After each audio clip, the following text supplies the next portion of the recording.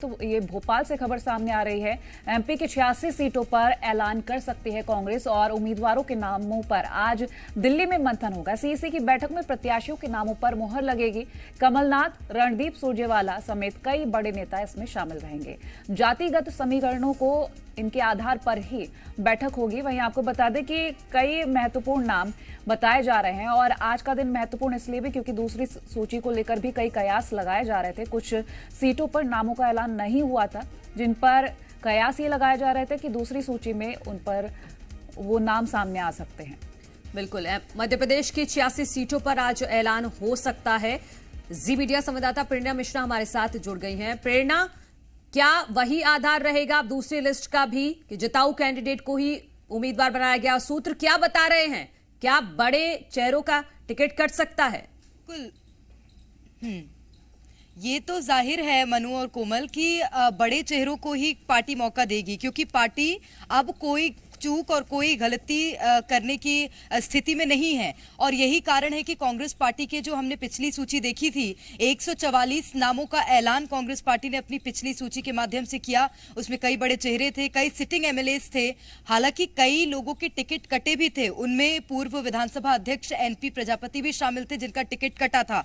और उसी सख्ती के साथ इस बार फिर अगर आज दूसरी सूची जारी होती, क्योंकि देखिए पूरा अनुमान यही है कि आज कांग्रेस पार्टी की वर्किंग कमेटी की बैठक है, दिल्ली में ये बैठक होगी। उसके बाद आज कांग्रेस पार्टी दूसरी सूची का ऐलान कर सकती है और दूसरी सूची में भी यही सख्ती और इसी तरह की रणनीति नजर आएगी कांग्रेस पार्टी की कि जिन विधायकों ने मैदान में काम किया है, जिन विधायकों को जनता जान रही है, समझ रही है, उन्हीं विधायकों को मौका दिया जाए। इसी के साथ आप पिछली सूची देखेंगी मनु, तो उसमें जिस तरह से कांग्रेस पार्टी ने भी एक फॉर्मूला अपनाया था 27% ओबीसी आरक्षण का।